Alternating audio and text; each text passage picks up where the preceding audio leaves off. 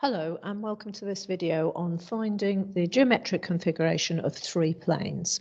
So we saw at the end of the last video how if we have three planes, they can intersect in different ways. And what we're looking at in this video is how we determine which of those things is happening.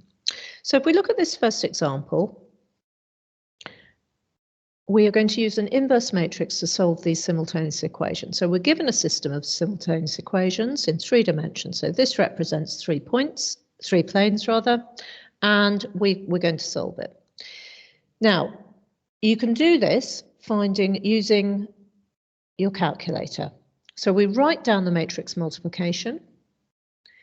It's important you do that because it says using an inverse matrix. So you need to show that you've set up the equation. So you set up the equation like this. You find the inverse of the left-hand side using your calculator.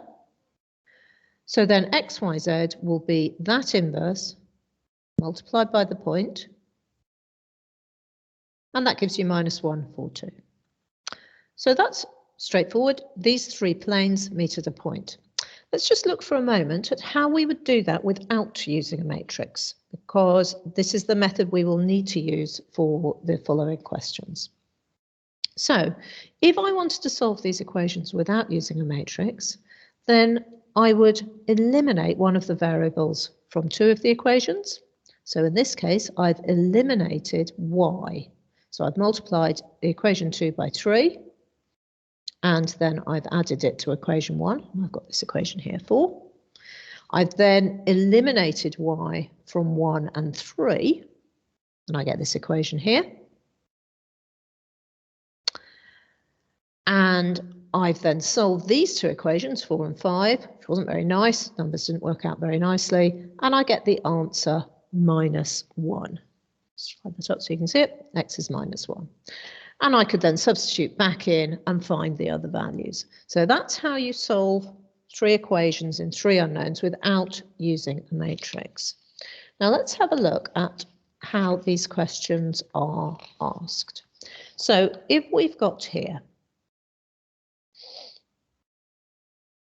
a system of equations, so they've given us a system of equations, and because we're going to do various different values of k, we've got a k in there. And it says for each of the values of k, determine whether the system of equations is consistent or inconsistent. And if it is consistent, determine whether there's a unique solution or an infinite number of solutions. And identify the geometric configuration. So that means, is it a point, is it a sheaf, or is it a prism? Those are really the options that will most likely come up in the question. So if we start with k equals 1, the first thing we do is rewrite the equations here with k equal to 1. Be very careful that you write them out correctly. We then find the determinant of the matrix. The determinant of the matrix is 0. You could find that on your calculator. You don't need to do it manually. But you must show that you found that that is 0. So because it's equal to 0, that means it's not a single point. So we're going to have to solve this algebraically because we can't find the inverse to use the method we used previously. So what we're going to do from these equations is we're going to eliminate z. So I'm going to write down equation 1, which is 3x minus y minus 6z equals 1. And I'm going to write down 2 times equation 2, which is 2x plus 6y plus 6z equals 4. And then I'm going to add those together. So when I add them, I get 5x plus 5y equals 5. And I'm going to write that as x plus y equals 1. So I have eliminated z.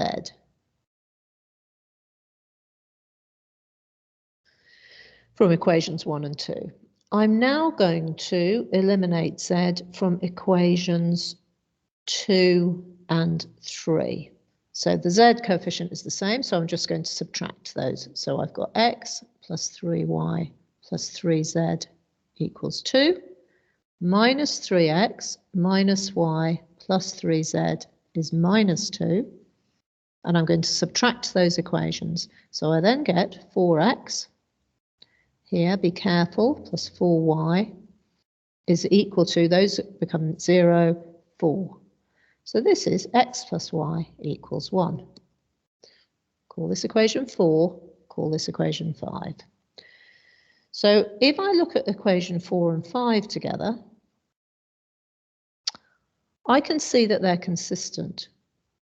Because if I write them out, I can see that they're the same equation. But if I just write it out like this, you can see that if I tried to solve these, I would get 0 equals 0. So they are consistent. So how do the planes look for this question? Well, first of all, are any of the planes parallel? Because that is, we just need to check that in these questions.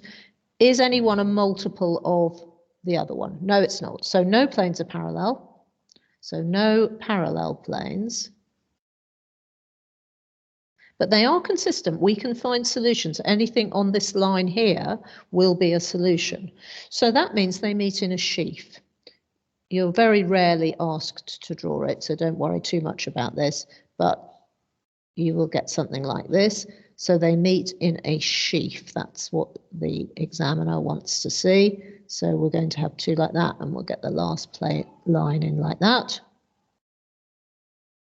And hopefully you can see that these three planes meet in that dotted line there, and that dotted line would have this equation here, x plus y equals 1. So we might have to find z as well. You're not asked to find the equation of that line in these questions. So these meet in a sheaf. Let's look at the other example, the other way that this can happen.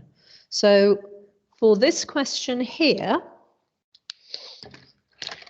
we need to write the equations out again, but this time we need to substitute the value k equals -6 into the equation. So let's see what happens when we do that. We've got written out there the equations. The first thing we do is we find the determinant. In these questions, the determinant is usually going to be 0, because if it wasn't 0, they would meet at a point. But you must show that you must find that it's 0 to start with. Right, so what we're going to do here is we're going to eliminate z again, and it'll be very much the same process as before. So if we eliminate z, you could eliminate a different number, it's just that the equations look nice for eliminating z from here. So I'm going to have equation 1, which is 3x plus 6y minus 6z equals -6. Then I'm going to have, that's equation 1, I'm going to have 2 times equation 2. So I've got -12x plus 6y plus 6z equals 4. And I'm going to subtract those. So I get, oh no, I'm not going to subtract them, I beg your pardon, I'm going to add them. So I get -9x plus 12y equals -2. I'm then going to eliminate z from the second pair of equations.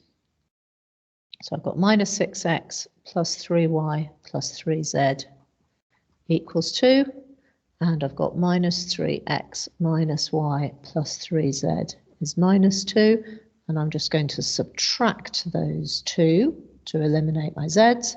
So when I subtract them, I get -3x plus 4y equals 4. And I'm going to call that equation 5.